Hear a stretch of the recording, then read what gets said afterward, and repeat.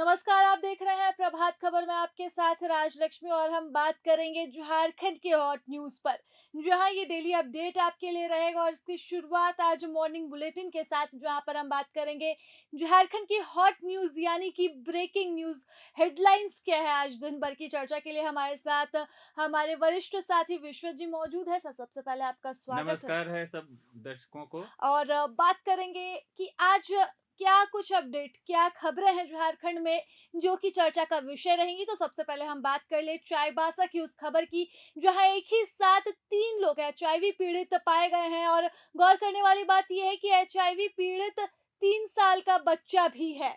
क्या कुछ अपडेट है विश्व जी 3 इस साल पर? का बच्चा भी है, 2 महीने की बच्ची भी है। हम्म। और दरअसल ये 3 साल पहले का मामला है। 3 साल पहले महिला गर्भवती थी और उसका पहली डिलीवरी थी। उसी दौरान उसको 2023 का है मामला ये। तो उसको डिलीवरी के दौरान खून की ज़रूरत पड़ी। तो जो अस्पताल का ब्लड बैंक है, वहीं से उसको ब्लड चढ़ाया गया। तो ये आरोप लगाया जा रहा है कि जो उस समय ब्लड चढ़ाया गया, उसी समय वो एचआईवी पॉजिटिव ब्लड था। ये पहली डिलीवरी हो गई, उसके बाद फिर दूसरी डिलीवरी भी हो गई। तो दूसरी डिलीवरी जून 2025 में।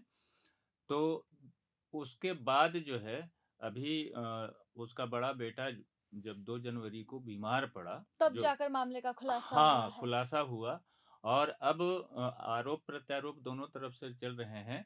अस्पताल प्रशासन अपना पल्ला झाड़ रहा है। परिवार पर ही आरोप लगा रहा है कि वो लोग आ नहीं रहे हैं जाँच कराने के लिए, फलाना-ढिमकाना टाइप का। तो अब सवाल ये है, सबसे बड़ा सवाल है कि ये अस्पताल प्रशासन की लापरवाही कैसे हुई? अगर क्योंकि अ, कुछ दिनों पहले भी एक साथ कई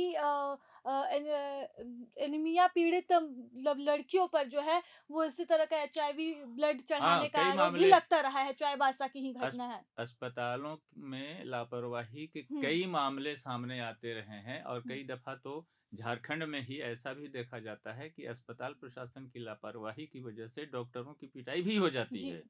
रिम्स में ही कई दफ़ा अस्पताल प्रशासन की लापरवाही हुई, डॉक्टरों की लापरवाही हुई, तो अभिभावक या मरीज के परिजन गुस्सा हो गए, धरना प्रदर्शन हुआ, मार पिटाई हुई, डॉक्टरों ने हड़ताल किया। तो ये सारे मामले चलते रहते हैं। ये आम बात और है, लेकिन चर्चा में फिलहाल ये ये बड़ा मामला अ, अभी निकल कर सामने आया है और ये आज की हेडलाइन है। अ, माना जा सकता है कि आने वाले 2 से 3 दिनों तक राजनीति जो है, राजनीतिक तपिश इसी घटना के इर्द-गिर्द पूरा बवाल घूमने मचा वाली हुआ वाली है है। चाईबासा के इलाके में। और यहाँ तक कि राजनीतिक हड़कंप मचा हुआ है, प्रशासनिक हड़कंप मचा हुआ है।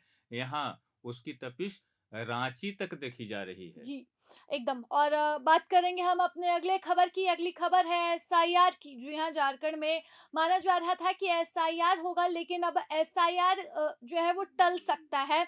इसके पीछे नगर निकाय चुनाव है। हाँ, अब इसको चूँकि नगर निकाय चुनाव की घोषणा हो सकती है, अधिसूचना जनवरी के लास्ट में जारी हो सकती है, ऐसा सूत्रों के हवाले से खबर आ रही है।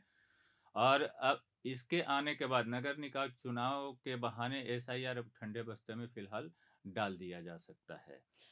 और ये भी बताया जा रहा है कि नगर निकाय का जो चुनाव होगा झारखंड में, वो महाराष्ट्र मॉडल के तौर पर होगा। तो जब तक नगर निकाय चुनाव नहीं होगा तब तक तो एसआईआर टल गया। जी, जिस तरह से महाराष्ट्र में बीएमसी चुनाव पहले हुए, उसके बाद अब वहाँ पर एसआईआर पर काम होगा। तो सूत्र बताते हैं कि झारखंड में भी कुछ वैसा ही होने वाला है। पहले यहाँ पर नगर निकाय चुनाव और उसके बाद फिर एसआईआर, क्योंकि एसआईआर को लेकर राजनीतिक तपिश बहुत देखने को मिल रही थी। लेकिन फिलहाल मामला हल्का शांत हो सकता है और चुनावी दंगल पहले देखने को मिल सकता है। हम बात करेंगे अगली खबर की और अगली खबर है कोचिंग संस्थानों से जुड़ी हुई, जिस बिल को अब राज्यपाल की स्वीकृति मिल चुकी है।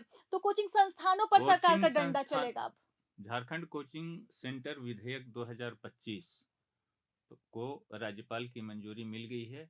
और अब इस विधेयक से, इस कानून को लागू हो जाने के बाद झारखंड में ये जो कोचिंग संस्थान महंगी फीस लेकर के पढ़ाते हैं बच्चों को और मनमानी करते हैं, अब इनकी मनमानी नहीं चलेगी। जी, बिल में इनको क्या-क्या है? इनको बताना पड़ेगा अपने वेब पोर्टल पर कि आपने किस बच्चे से कितनी फीस ली है, आपने उसका लेखांकन और ऑडिट कैसे किया है।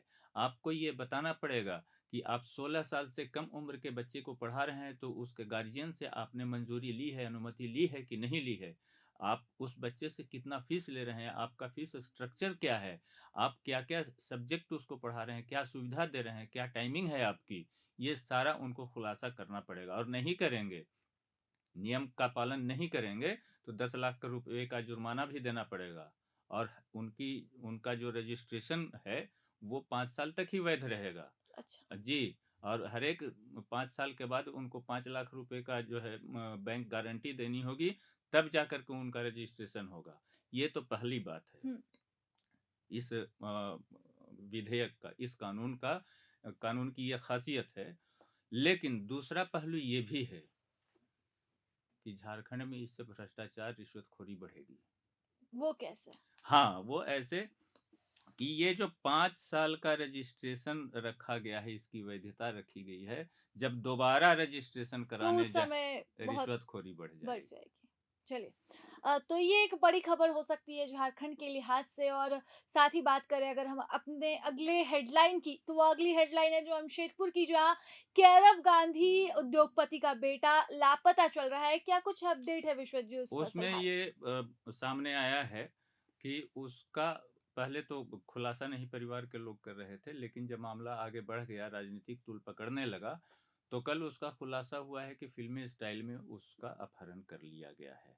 अभी इसमें बहुत मामले सामने नहीं आए हैं, और इस पर अभी बहुत चर्चा करना उचित नहीं होगा जब तक कि पुलिस की ओर से कोई जानकारी ना मिले। जानकारी ना आ जाए। चलिए तो फ़िल्मी स्टाइल में अपहरण जिस तरह से फिरौती की बात कही जा रही है और गाड़ी कैरव गांधी की देखने को मिली हाईवे पर, तो तमाम चीज़ें जो हैं वो फ़िल्मी स्टाइल में फ़िलहाल देखने को मिल रहा है। लेकिन हमारी अगली और आखिरी हेडलाइन है दावोस से, जहां हेमंत सोरेन और कल्पना सोरेन दोनों ही मौजूद है। जहां हेमंत सोरेन झारखंड का मॉडल पेश कर रहे, तो कल्पना सोरेन महिला सशक्तिकरण का मॉडल पेश कर हाँ, रही हैं। उसमें उसमें सबसे बड़ी बात ये है कि झारखंड के विकास के लिए सीएम हेमंत सोरेन निवेश ला रहे हैं, और उसमें एक बात सामने आई है कि टाटा स्टील जो है वो झारखंड में ग्रीन स्टील के लिए 11,000 करोड़ रुपए का निवेश करेगी। ये सबसे बड़ी बात है। और रोजगार के भी कई रोज अवसर यहाँ हाँ, पर मिलने वाले हैं। जब टाटा स्टील जैसी कंपनी 11,000 करोड़ रुपए निवेश करेगी, तो उससे कई चीज़ें सामने आएगी, और उसमें रोजगार बढ़ेगा, विकास बढ़ेगा, कई प्रोजेक्ट्स शुरू होंगे, धनबाद में शुरू होंगे, जमशेदपुर में शुरू होंगे, बोकारो में शुरू होंगे। तो यहाँ पर प्रोजेक्ट्स जब शुरू होंगे, तो लोगों को रोजगार भी मिलेगा, विकास भी होगा। होगा। और इसके साथ ही कल्पना सोरेन ने भी जिस तरह से महिला सशक्तिकरण का मॉडल पेश किया और महिलाओं के योगदान को वैश्विक मंच पर सराहा है और पहचान दिलाने की कोशिश की और कहा कि अब तक इन योगदानों को जो है वो दरकिनार किया जाता था, लेकिन अब जरूरत है तो उन कामों को पहचान देने की और उनके अस्तित्व को जो है वो बेहतर सम्मान देने की।